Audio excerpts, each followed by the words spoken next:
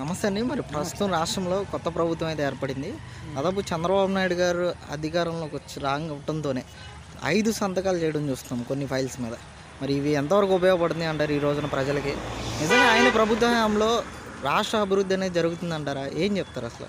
జగన్మోహన్ రెడ్డి గారు 5 ఏళ్ల పరిపాలనలో ఎక్కడేసిన గొంగళి అక్కడే అన్ని వ్యవస్థలు పారిపోయినాయి.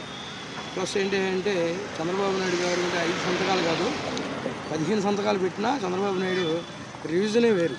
ఆయన చాలా అద్భుతంగా పరిపాలన మటుకు బ్రహ్మాండంగా చేస్తారు. దాని గురించి ఎటువంటి ఇదేమి అనుకుంటానికి ఏమీ లేదు. ఆయన కంపల్సరీగా ఆయన చేసిన వాగ్దానాలు లేదు. ఆయన అభివృద్ధి పదంలో ఇప్పుడే మామూలుగా ఆయన అధికారం రాకముందే కౌంటింగ్ రోజే అమరావతి 200 జేసీబీలతో అభివృద్ధి పరుగులు పెట్టిస్తున్నారు. ఇది గవర్నమెంట్ ఎంప్లాయీస్ మన గవర్నమెంట్ ఎంప్లాయీస్ ఐఏఎస్ ఐపీఎస్లు అందరూ ఒక తాటి మీద వచ్చేసారు. ఈయనకి గెలవంగానే వాళ్ళకి ఒక అభివృద్ధి ఎలా చేస్తారన్న ఉద్దేశంతో వాళ్ళు కూడా ముందడుగు వేసారు. గవర్నమెంట్ ఐఏఎస్ ఐపీఎస్లు అందరూ చాలా అద్భుతంగా ఈయనకి సహకరిస్తా ఈయన చెప్పే మాట ప్రతి మాట ఎక్కడ వ్యవస్థల్ని నాశనం చేయకూడదు, మన వ్యవస్థలు పెంచాలి, అభివృద్ధి పెంచాలి, సంక్షేమం ఇవ్వాలి, అందరికీ ఫలాలు ఇవ్వాలన్న కోరికతో మన చంద్రబాబు నాయుడు గారు ఒక పెద్ద మనసుతో ఆయన వచ్చారంటే ఒకేసారి మొత్తం తిరగబడినట్టు ఉందండి బాగా. అలాంటిది మన జగన్మోహన్ రెడ్డి గారు పరిపాలన ఎప్పుడు పోద్దా అని చెప్పేసి ప్రజలు కోటి దండాలు పెట్టుకుండా కూర్చున్నారు.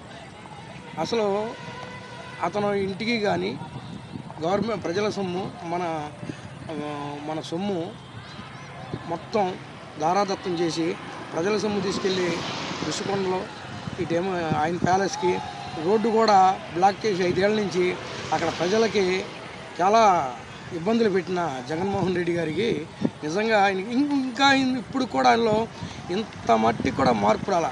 కనీసం మనం ఓడిపోయామే సమీక్ష చేసుకుందాం, ప్రజలు మనకి ఎందుకు ఓడిచ్చారు, అవ్వాతాతలు చెయ్యూత ఎన్ని ఇచ్చింది ఎవరికి ఇచ్చాము, మా గవర్నమెంట్ సొమ్మేగా ఇవ్వలేదు కదా, ప్రజలు కట్టిన పన్నులతో నువ్వు ఇచ్చావు, నీ సొంత సొమ్ముతో తెచ్చి ఇవ్వలేదు కదా. ఇవన్నీ ఏంటి అంటే నేను ఇచ్చాను, ఎవరిది ఇచ్చావు, ప్రజల సొమ్మే, ప్రజలకి కట్టిన ట్యాక్స్ డబ్బులే ఇచ్చాను.